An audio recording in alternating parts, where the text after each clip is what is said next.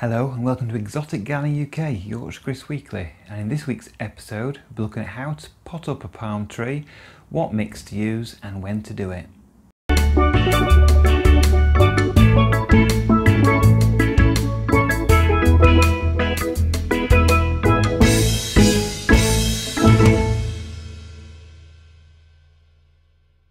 So here we have the palm tree that we're going to pot up today, and as you can see it's well due a pot up. You can tell that by looking at the base and seeing the fact that the whole base is well above the soil level. The roots have grown to the bottom of the pot and they've pushed down as they've grown and developed, and it's pushed the whole plant above ground level, and you've got this sort of situation where the whole plant is actually growing above the soil, which is not ideal at all. If you ever see this anywhere, it means you're well past the point of potting up. So this is probably very root bound, and I should have potted this up, if not 2 years ago. I should have definitely potted it up last year, so it has been a bit neglected.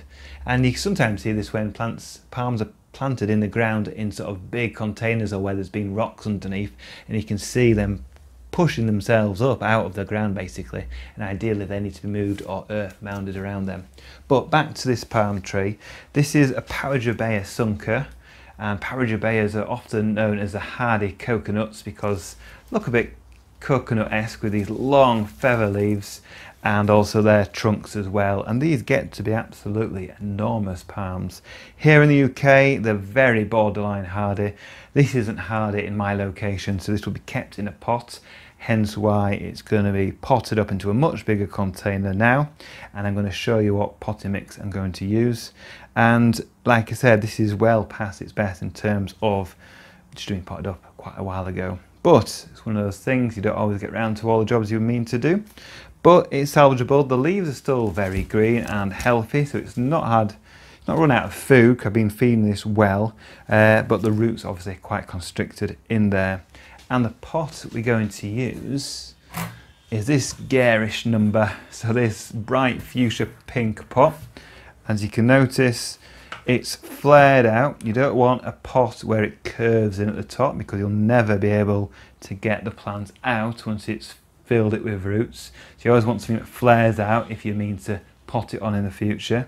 And also it's nice thick plastic, this, and it's pretty lightweight but still robust, but it's got no drainage holes, so we're going to drill some pilot holes in the base and then some nice big drill holes in the base for that drainage. So I'll do that now, and then we'll look at potting up this palm.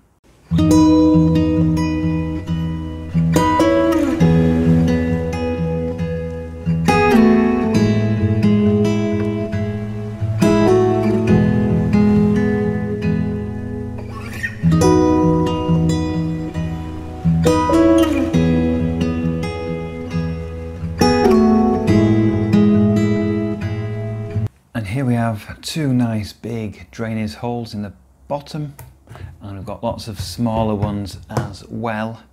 And like I said, you've got to be mindful when you're doing big holes like this, just to take it easy, otherwise you'll split your plastic. So I've got the drainage in the bottom. If I just flip it over, obviously if I put loads of soil and compost in there, lots is going to fall straight through those big holes. So just to cover those up a little bit, but still allow water to go through, I'm going to use this old pot or plastic container which has loads of holes all in it. Just place that in the base there, it's sort of wedged in, and that will allow water still to drain through, but it just covers those drainage holes a little bit so not all the soil's just pouring through. So now it's time to get our compost soil mix for this container. Now we come to probably the most interesting part of the video, and that is what mix am I going to use to plant up my palm tree in the pot.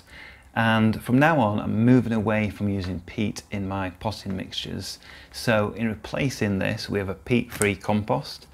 They can be made of various things. This one is mainly sort of wood fibres sort of soaked in seaweed extract. So it's quite, if I just get a bit out, it's very fluffy, very light, but it holds onto the water pretty well, and it's great actually for germinating seeds and potting on and letting the roots, fine roots, get the way through here because it's so open. So that is the compost. So it's very different from peat, but it's got some of the same sort of characteristics in terms of it allowing to hold on to water, but for water to pass through it as well. And we've also got this peat-free organic topsoil blend, so it's sort of sandy loam, but without any added peat in that. So I'll be using that to sort of give it a bit of bulk to my mixture. And then I need something for drainage, and I could use perlite or I could use horticultural grit. I've gone for the grit option because it's a lot heavier, and in this case, because I'm using a tall pot and quite a tall plant, in windy conditions it'll be forever falling over if it's really light mixture in the pot. So by adding the grit, it makes it nice and heavy, which does have its drawbacks when you're having to move a pot, but in this case I need that heaviness to keep the pot stable because it's a tall, narrow pot. So I'm going to mix these in my wheelbarrow. I'm going to use a good sort of 50% of the peat-free compost, and then about 25% of the grit and 25% of the soil, and we'll give that a good mix up and I'll show you what that looks like. So this is a blend nicely mixed up, and I spent a long time mixing it up, so I don't want pockets of just compost or just grit, because when you water it, it'll act differently in different areas. You'll have pockets of moisture and pockets of really dry, which is not good for a plant. So I've mixed it really thoroughly, and like I said, it's about 50% peat-free compost, 25% horticultural grit, and 25% organic peat-free loam, because if you buy lots of loam and topsoils, it can have peat added into it, and I've tried to avoid that. So if I just pick it up, you can see it's nice and open, nice and mixed, but it will hold on to the moisture because of that peat-free compost, and it's got a bit of bulk because of that loam as well, and that grit gives it a bit of weight and allows the drainage. So this is ready to go into the planter. So I'll just start filling up the container with the mixture we've just made up over that plastic pot in the base, which acts as a cover for the drainage holes. And hopefully I'll have nearly enough for this pot. I might have to make up a bit more because this does settle a little bit. This peat-free stuff does compress quite a bit. So just a little bit more.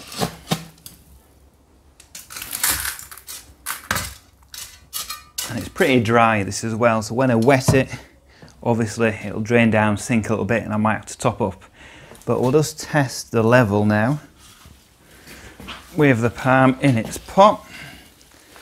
And actually, you want it lower than the top of the pot because you want a good sort of 3 or 4, maybe 5 centimetres of depth at the top where you can water it and it can drain through, rather than if you have it right flush to the top with compost, all the water just spills everywhere and you don't actually get it wet where the roots are. And remember, this palm has been in this pot too long, this orange pot, and it's risen up, so we need to cover this area and get to the base here as well. So that, looking at the side, looks about right. So I can take it out of its pot, which can be easier said than done, especially when it's been in a long time. Actually, that's come out pretty well. And if we have a look at this, we have got, because I've used seaweed compost a lot, we've got loads and loads of really healthy roots, really good, all nice and healthy. At the base, we've got lots of healthy white roots. You want white roots, you don't want sort of grey or black or very sort of dried out roots. These are nice and healthy. And we'll check the level once more, and that is about right. So we'll just go around now and top up with more compost till we get to the base of the palm. So I'll just continue filling around with the compost mixture around the roots, giving it a wiggle every so often just to get it level. And once I've got as much in as I can with a spade, I'll just finish off getting some in with my hand. Let's get some round there. We might actually have enough here for the full container. We'll see. Just pour it in there, and then I can move it around. You can hear that grit in the mixture. That's great for drainage, which is what it needs, because you do not want this palm sitting in cold, wet water, especially over winter or early spring. Otherwise the roots will get too sort of stagnant and potentially rot away. So we've got a lot of that in now. Obviously it's a bit high at the moment, so let's get that level. Move this around. We don't want it higher than the base of the palm. Obviously we want it higher than what it was in the pot because the roots had pushed out. So that is quite nice, but we've still got a good gap there. But I think, are we level? Let's have a look. I think we're level. Now it needs to come back a bit this way. So just press in that way, get more compost down that side. And then, yeah, it needs quite a bit more. We might just have enough. So it's a pretty big pot this. It's a full barrow full of compost.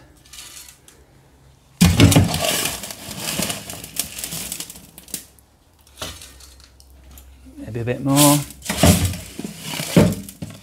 Just double check it's nicely mixed through, which it is.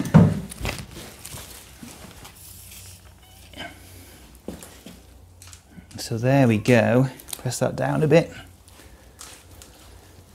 You can see I've got my good 5 centimetres from the top. But like I said, this will settle a little bit when I've watered it. So what I'll do now, because we've got to the right level just at the base there, and it's nice and level, I'll give it a really good water now, and we'll see how the compost settles. If it settles a lot, I'll add some more compost, and then we'll do the dressing at the end. So I'm just going to add a little bit of the seaweed extract to my watering can, just a touch. Give that a little stir, and that's really good for settling plants like this, and it really helps with the roots getting into the new compost. So I'm just going to water this now, and that's going down a tree. That's a good mixture, and you want to give it a lot of water, get it right through the mixture until you see it coming out the base. Because we've got those big drainage holes, the water will be able to escape if there's too much through the base. And this settles it nicely, and when the water goes through, give it a little tap. I'll just add on some more compost and press it down a bit, because it will compress quite a bit. Don't want to over compress it, but just enough, just so that the roots are still covered at the base, because that's where we had the problem before.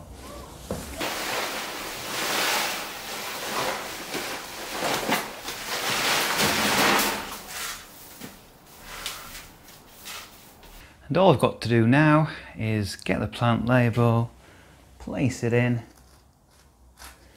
put this where we want the palm to live, and that's it. That's potting up a slightly neglected palm tree in a peat-free mixture, and this will be happy now for a good, I would say, 2 to 4 years in this pot, because we've over potted it quite somewhat, nice and deep, and this will thrive for a number of years. Thank you for watching this edition of Exotic Gardening UK Yorkshire Kris Weekly. Join me next time, we'll be doing more in the garden.